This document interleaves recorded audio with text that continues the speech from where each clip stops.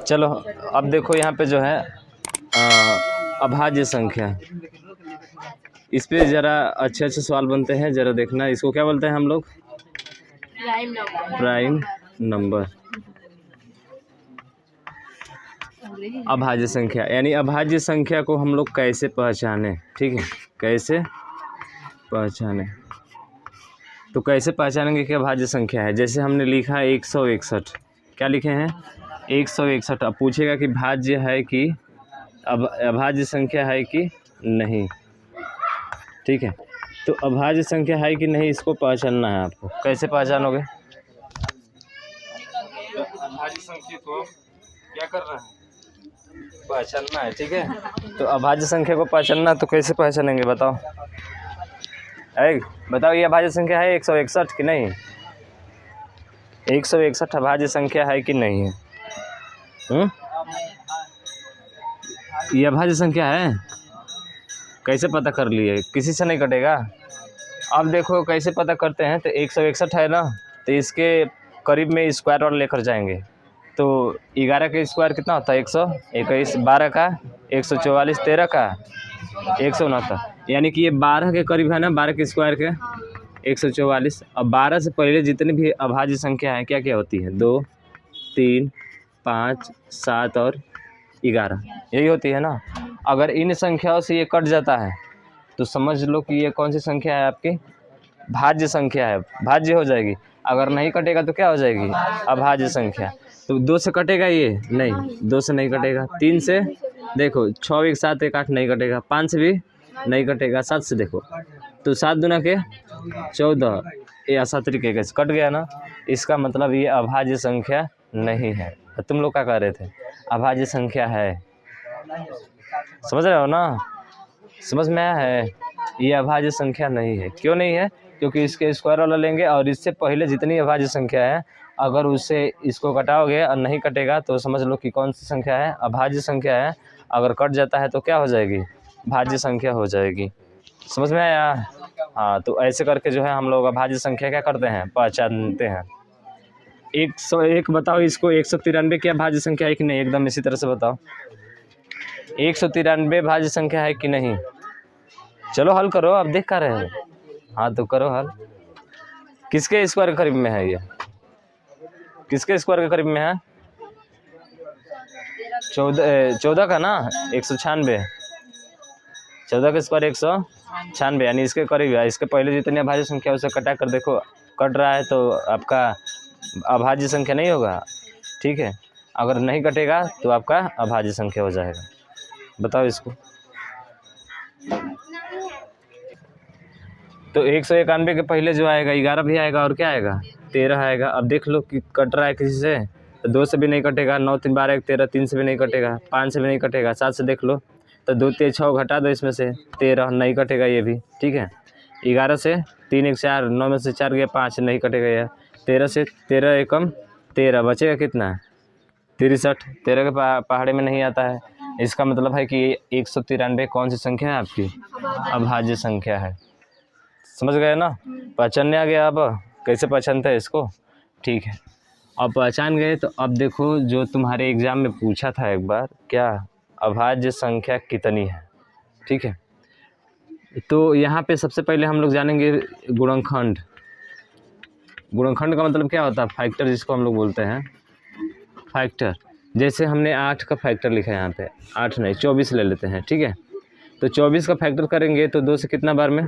12 बार में। 2 से 6, फिर 3, फिर 1, ये हो गया हमारा। ज़रा ध्यान देना, सवाल कैसे कैसे इसके बन सकते हैं, ठीक है। आपके लगभग इससे जो है 10 क्वेश्चन बनेंगे। हाँ, इससे जो है 10 क्वेश्चन बनेंगे। किस पे? अभाज्य संख्या पे आधारित, ठीक है ना, अभाज्य संख्या पे आधारित। तो कौन कौन सा क्वेश्चन बनेगा? तो ध्यान रखना, इसमें जो पहला क्वेश्चन बनेगा, ठीक है, वो है आपका कुल अभाज्य गुणनखंड। कुल अभाज्य गुणनखंडों की संख्या। कुल अभाज्य गुणनखंडों की संख्या, ये नंबर दे दिया रहेगा और पूछेगा कि कुल अभाज्य गुणनखंडों की संख्या क्या है, ठीक है। उसके बाद से फिर पूछेगा कि कुल गुणनखंडों की संख्या, कुल गुणनखंडों की संख्या, ठीक है। कुल अभाज्य गुणनखंडों की संख्या, उसके बाद से क्या पूछेगा, कुल गुणनखंडों की संख्या, ठीक है। उसके बाद फिर से जो है विभिन्न अभाज्य गुणनखंडों की संख्या, विभिन्न अभाज्य गुणनखंडों की संख्या, देखना एक एक चीज़ को जो है। फिर से पूछेगा आपका सम गुणनखंडों की संख्या, नया है तुम लोगों के लिए, ठीक है। हाँ, सम गुणनखंडों की संख्या लिखोगे तो लिखते भी जाओ, ठीक है। इसको बात बताते हैं। विषम गुणनखंडों की संख्या, विषम गुणनखंडों की संख्या, ऐसे कितने गुणनखंड हैं, विषम गुणनखंडों की संख्या। और एक जो आपसे पूछा जा सकता है, गुणनखंडों का योग, गुणनखंडों का योग, ठीक है। ऐसे कितने गुणनखंड हैं, ऐसे कितने गुणनखंड हैं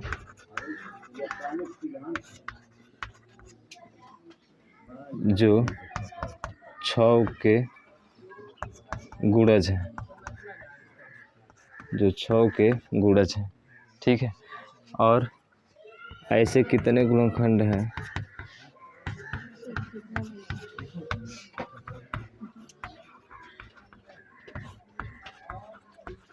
जो पूर्ण वर्ग, जो पूर्ण वर्ग, ठीक है। ये हो गया। उसके बाद से एक और लिख दे क्या यहाँ पे, हाँ लिख सकते हो। ऐसे कितने गुणनखंड है जो एक पूर्णखंड है, ऐसे कितने गुणनखंड हैं, ऐसे कितने खंड है जो कि एक पूर्ण घन है। इतने टाइप के सवाल आपसे बनते हैं, ठीक है। अगर ये पूरा कर लिया तो सब सवाल हल कर ले जाएंगे।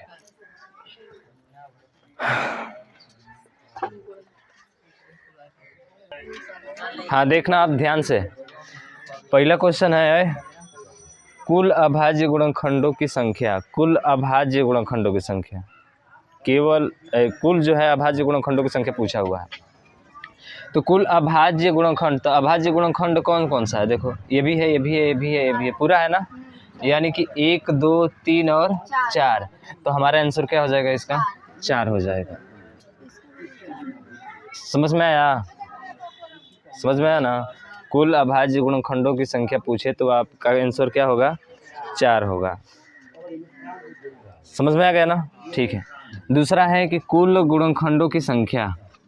अब कुल गुणनखंडों की संख्या का मतलब होता है, थोड़ा सा ऊपर वाला मिटाते हैं ये, ठीक है। देखिए कुल गुणनखंडों की संख्या पूछा है हमसे, तो 24 है। 24 का अगर फैक्टर करेंगे, गुणनखंडों की संख्या पूछा है ना, या इसका फैक्टर पूछा है, तो 24 का फैक्टर क्या क्या हो सकता है, 1 से भी कटेगा, 2 से भी कटेगा, और 3 से भी कटेगा, 4 से भी कटेगा, 6 से भी, 8 से भी, और 12 से भी, और उसके बाद से 13 14 15 16 18 किसी से भी नहीं कटेगा। आप सीधा किससे कटेगा, 24 से कटेगा। कितने गुणनखंड हो गए, 1 2 3 4 5 6 7 और 1 8, यानी कि 24 के कुल अभाज्य गुणनखंडों की कुल गुणनखंडों की संख्या बोला है। अभाज्य नाम नहीं लिया है इसमें, समझ रहे हो ना। अभाज्य इसमें नाम नहीं लिया है, इसका मतलब है कि हमारे कितने होंगे, 8 होंगे। लेकिन क्या आप हर एक क्वेश्चन दिया जाएगा तो आप ऐसे ही करोगे, क्या गिन कर उसको, नहीं ना। तरीका क्या है इसका, तो देखो 2 कितना बार आया यहाँ पे, 3 बार, तो 2 के पावर क्या लिखेंगे, 3, ठीक है। 3 कितना बार आया है, 1 बार, तो गुणे 3 यहाँ पे पावर 1। समझ गए ना यहाँ से। अब जब भी कुल गुणनखंडों की संख्या निकालना होगा तो पावर में 1 जोड़ोगे, 3 में 1 जोड़ोगे कितना हो जाएगा, 4, फिर गुणे 1 में 2 1 जोड़ोगे कितना हो जाएगा, 2, तो कितना आंसर आ जाएगा तुम्हारा, 8 आ जाएगा। 4 दूना का 6 होता है। समझ में आ गया? तो जब भी कुल गुणनखंडों की संख्या निकालना होगा तो पावर में 1 जोड़कर गुणा करेंगे दोनों। अगर 3 अभाज्य गुणनखंड आते हैं तो तीनों में पावर में क्या जोड़ेंगे? 1 जोड़कर गुणा करेंगे तीनों का। समझ रहे हो ना? जैसे मान के चलो कोई नंबर तुम्हारा आ गया, 2 का पावर 1 4 आ गया, एक 3 का पावर 5 आ गया, एक 7 का पावर 2 आ गया।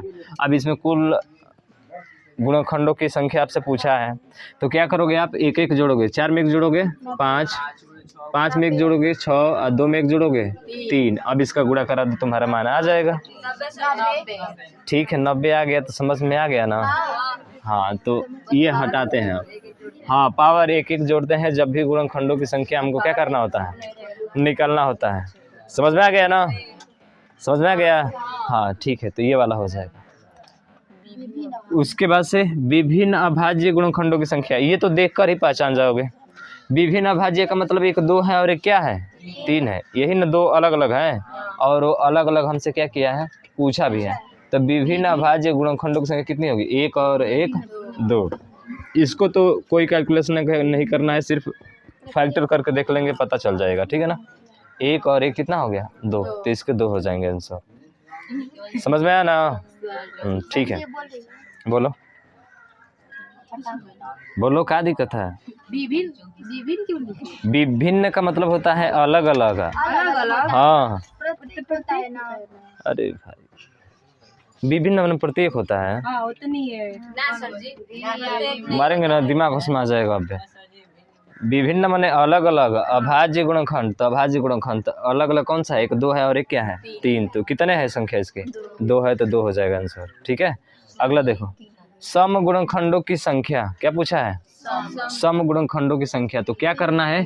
1 2 इसमें से निकाल देना है आपको। सम पूछा है ना? सम माने 2 का गुणज चाहिए और 2 के गुणज में 1 2 यहाँ से क्या कर देंगे? निकाल देंगे। और जैसे ही यहाँ से 1 2 निकालोगे तो 2 का पावर अब कितना हो जाएगा? 2 और गुणे 3 का पावर 1 तो रहेगा ही रहेगा।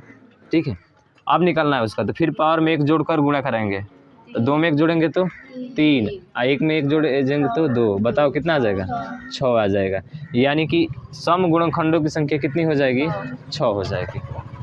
आज समझ में? नहीं समझ में आया? देखो, जैसे हम, हाँ ठीक है, 1 मिनट। अच्छा देखो, ये थोड़ा सा दिखाते हैं यहाँ पे। देखो, कुल अभाज्य गुणनखंडों की संख्या कितनी आई थी? 8, जो कि 8 ऐसे भी आया है। यहाँ पे देखें, विभिन्न अभाज्य गुणनखंडों की संख्या तो ऐसे दिखाई दे रहा है 2 हमारा, लेकिन सम गुणनखंडों की संख्या कितनी आया है? 6। क्या सम गुणनखंड में 6 आया? 6 दिया है कि नहीं सम वाला संख्या? तो 1 2 3 4 5 6 आ रहा है ना वहाँ पे? तो कैसे निकालें? इसमें से सम वाला का मतलब कि 2 का गुणज चाहिए, तो 2 के गुणज में 1 2 को सिर्फ हटा दो यहाँ से। तो जैसे 1 2 को हटाओगे तो 2 का पावर क्या बचेगा? 2 बचेगा। और जो उसके बाद है ना, उसको वैसे ही रखे रहते हैं। फिर वही काम जो पहले वाला किए थे, पावर में 1 जोड़कर गुणा करना। तो 2 में 1 जोड़ेंगे 3, फिर इसके पावर 1 है, 1 में 1 जोड़ेंगे कितना होगा? 2, 3 दूना कितना आ जाएगा? 6। आया समझ में आप? हाँ ठीक है, तो पहले इतना लिख लो। ठीक है, इसको लिख सकते हो इस रूप में।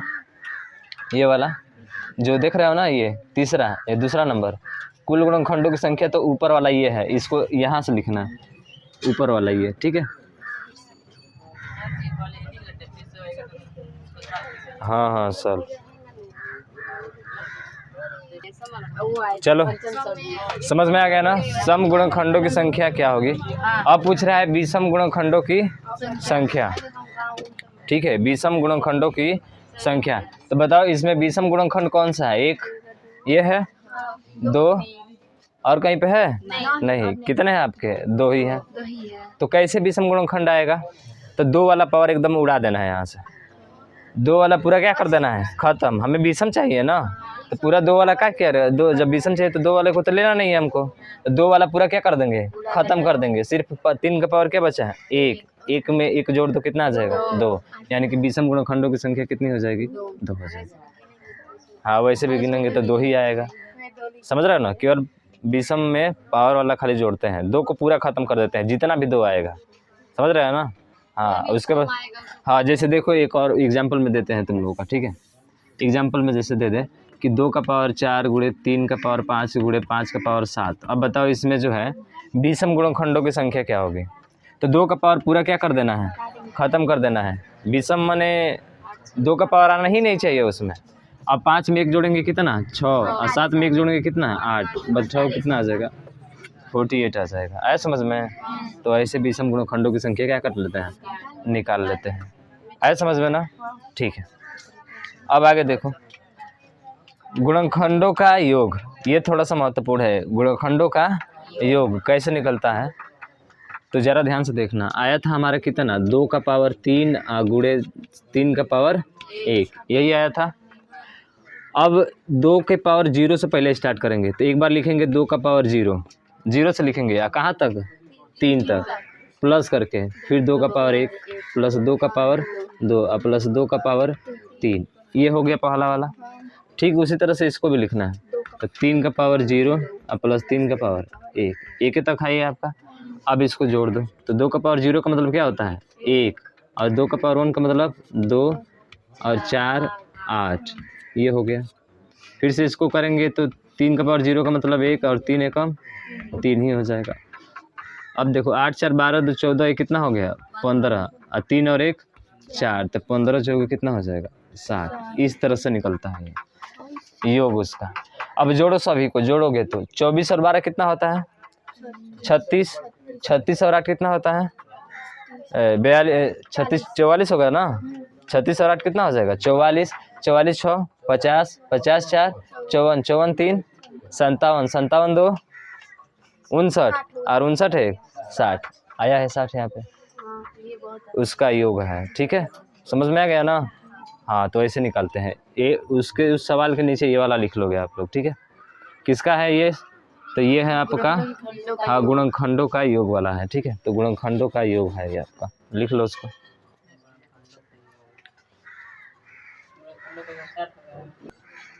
चलो फिर देखो अगला वाला। ऐसे कितने गुणनखंड है जो 6 के क्या है गुणज है। अभी कर रहे थे सम गुणनखंडों की संख्या, तो 2 को क्या कर रहे थे वहाँ से 1 हटा दे रहे थे, एक ही हटा रहे थे ना। हाँ इसलिए अब जो है ऐसे कितने गुणनखंड है जो 6 के गुणज है, इसका मतलब एक 2 हटाना होगा और एक 3 हटाना होगा। 2 3 6 होता है तो 2 चौके 8 कर दोगे क्या वहाँ पे, 6 के गुण चाहिए ना हमको, तो एक 2 हटाएंगे और एक 3 हटाएंगे। तो चलो यहाँ से हटाते हैं, अभी हो गया है ना पूरा। अब इसको मिटाते हैं, तो एक बार 2 हटाओ एक बार 3, तो 2 1 हटाओगे तो एक 2 का पावर कितना बच जाएगा और 2 बचेगा, और 3 हटाओगे तो खत्म हो जाएगा। इसका मतलब अब इसके पावर में 1 जोड़ दो, तो 2 और प्लस 1 जोड़ेंगे तो कितना आ जाएगा 3। अब 6 के गुणज 3 है, क्या करना है देखो, पूछा है कि ऐसे कितने गुणनखंड है जो 6 के गुणज है। तो 6 के गुणज का मतलब कि 6 में किसका गुणा है 2 और 3 का गुणा है, इसी का गुणा है ना। तो एक 2 को हटा देना है इसमें से, एक 2 हटाओगे तो 2 का पावर कितना बचेगा 2, और एक 3 को हटा देना है, तो 3 तो एक ही है इसमें, ये तो ऐसे ही खत्म हो जाएगा, सिर्फ यही बचेगा ना।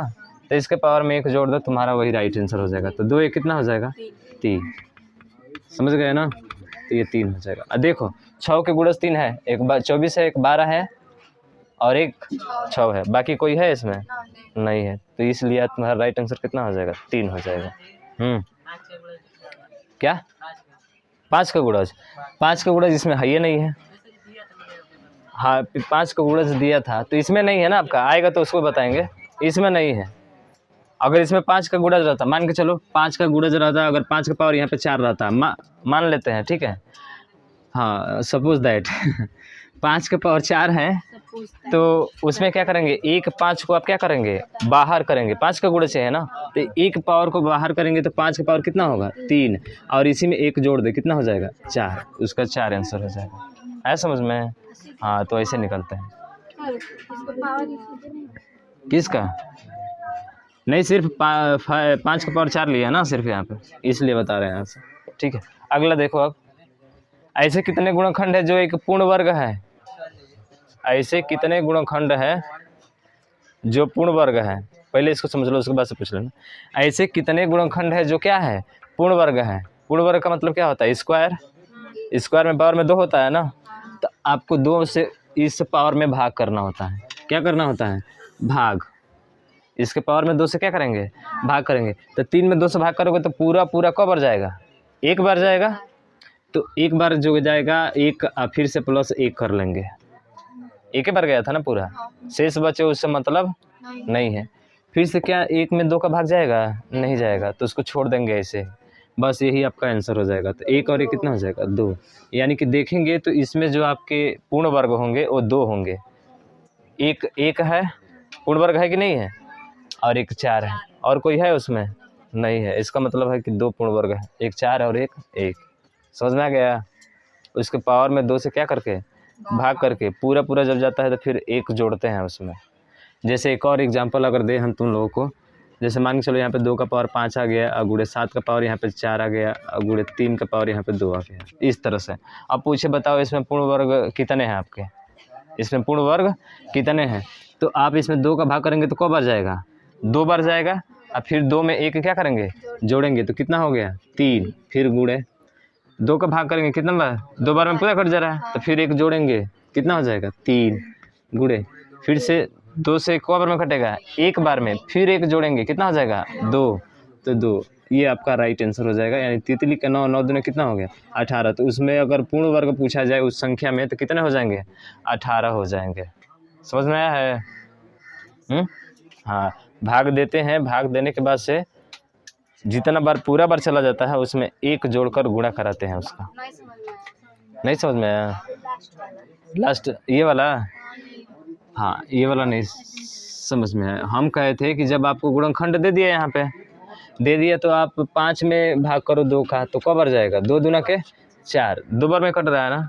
तो जो जितने बार में कट रहा है शेष से मतलब नहीं है हमें, जितने बार में कट रहा है उसमें 1 जोड़ना है। तो 2 में 1 जोड़ेंगे तो कितना होगा 3। वैसे ही 4 है, तो 4 में जब 2 का भाग करेंगे तो कितना बार में कटेगा, 2 बार में। इसी 2 में 1 जोड़ना है, कितना हो जाएगा 3।